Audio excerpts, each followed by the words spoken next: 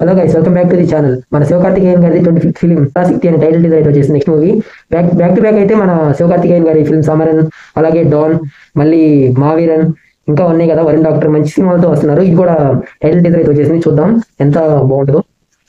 Let's watch Parashakti title teaser.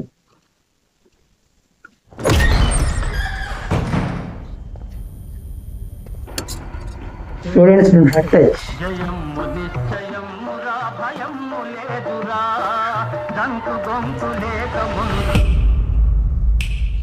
Once upon a time, in Madras,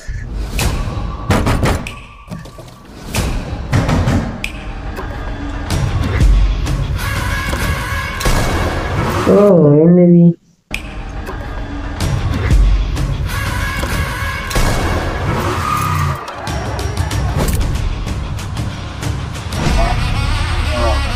Atharva.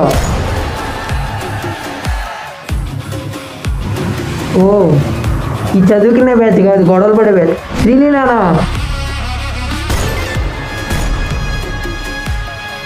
ఓరి నాయన, ఇది పెద్ద సర్ప్రైజే. రవి మోహన్ గారు రంగాలు చేస్తే సరిపోయేదిగా. నా మట్టం వర్లేనా నీ సెత్తిరిపడా చచ్చున్నవాడి విరోయ్. ఏ తెలుగులోనే కదా. నీ సెత్తిరిపడా చచ్చున్నవాడి విరోయ్. చచ్చిండేవాడు అంట. చచ్చున్నవాడి విరోయ్.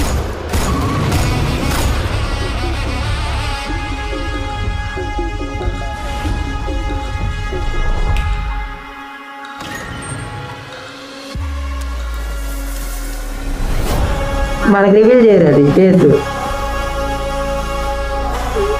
దూరంగా దగ్గర క్లోజప్ షాట్. ఇంకా ఏదో అన్నాడు, ఏమో అర్థం కూడా. సైన్యమై కదలేరా, సైన్యమై కదిలేరా, సైన్యం. సైన్యమై కదలేరా, సైన్యమై కదలేరా.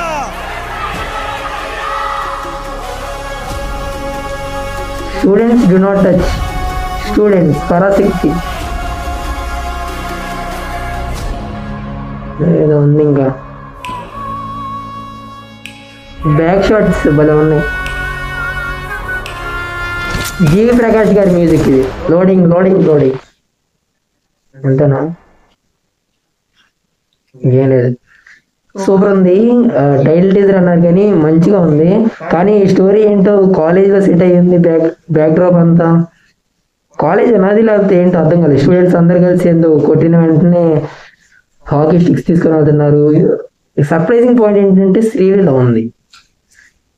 ఇప్పటిదాకా అయితే ఆవిడ మూవీస్ బ్యాక్ టు బ్యాక్ అయితే అంత సాటిస్ఫాక్షన్ రోల్స్ అయితే పడలేదు. బట్ ఇందులో అయితే మన శివకార్తికేయన్ గారు ఉన్నారు కాబట్టి గెట్ రోలే పడింది అనుకుంటున్నాను. మంచి స్టోరీస్ అయితే వస్తారు కాబట్టి ఇది కూడా యూనిక్ మళ్ళీ. సో చూద్దాము. ఇతని ఏ రోల్ అర్థం కావాలి ఇంకా నాకు. జయం రవి